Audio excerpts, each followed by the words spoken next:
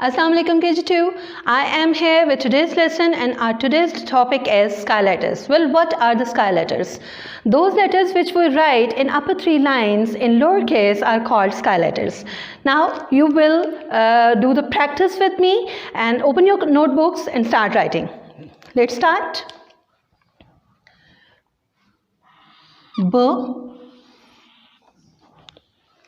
B, B. Then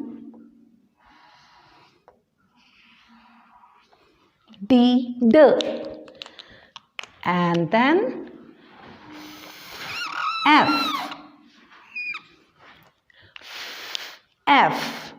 Then H, H. H, H. Then K, K.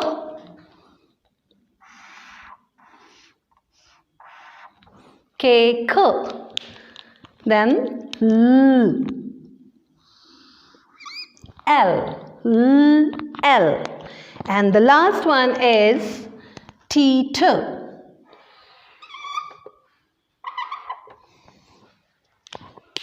Write them on your copies and mail them on my mailing address. Take care.